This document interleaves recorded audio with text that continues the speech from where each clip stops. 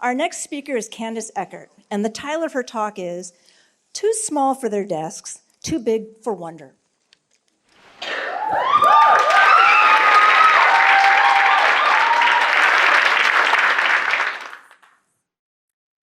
I want you to picture a 6-year-old child sitting at their desks at school. Their feet are swinging back and forth. Their hands just want to touch something. And their brains just want to explore. But in reality, they're asked to sit still, fill in the worksheet, and follow the curriculum script. And in that moment, something changes in education. Because a year prior, that same child was probably in an early learning classroom where they were acting out stories draped in costume, engineering by building blocks. Because in early childhood education, we recognize something fundamental, that the best learning happens through play, exploration, and relationships. But in reality then, kindergarten, first grade, and second grade comes along, and suddenly the system changes. Play becomes a reward. Time for movement becomes something that we have to negotiate into the daily calendar. And what we see in the classroom is reflected of what's expected from standardized tests. So the question is this: why does learning change so fundamentally when the children themselves developmentally have not? I was reminded of this disconnect about 7 years ago when a frustrated student burst into my office hours. She wasn't frustrated about the children she was working with or the workload in my class. Instead, she said, "We learn about all of these best practices in class, and I can't figure out a way to fit it into the curriculum script." And then she said something that I'll never forget.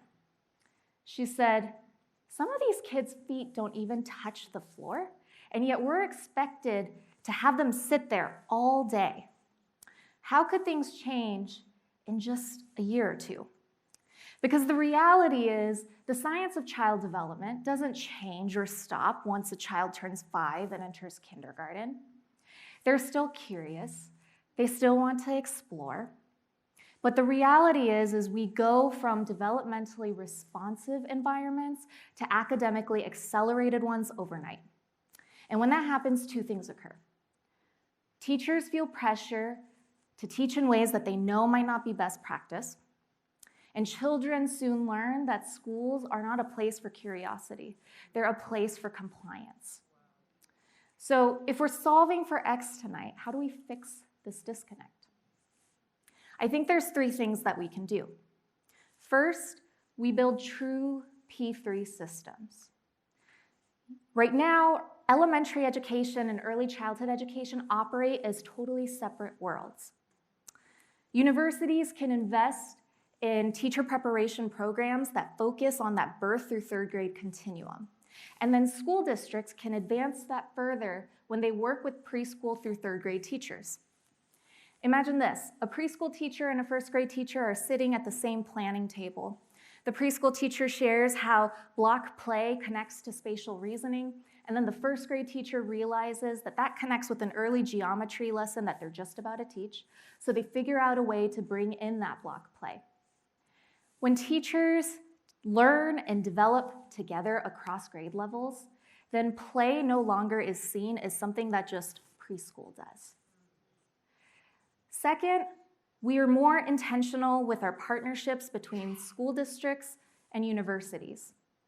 Sometimes it can feel as though the universities are the experts and the classrooms are the places where the theories are tested, when in reality, some of the most innovative teaching is happening organically in the classroom every day.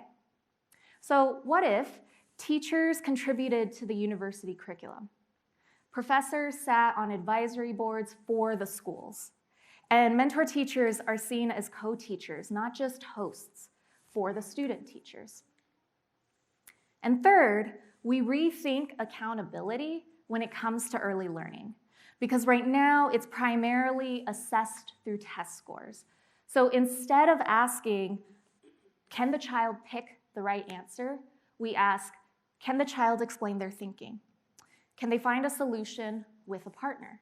can they work through a challenge? Some schools are already doing this through project-based learning, portfolio assessments, and observational documentation. But when we expand how we measure how children learn, then the teachers gain freedom to teach to the whole child, not just the tested one. Because in reality, children themselves have not changed. They're still curious. They're still going to come up to you and ask you why about every single thing. So maybe solving for X is this. We rethink how we build our schools, programs, partnerships, and processes so that children don't have to shrink their curiosity. Because yeah, they might be a little bit too small for their desks and their feet may not fully touch the floor, but they are certainly not too big for wonder. And the schools themselves should be big enough to hold it.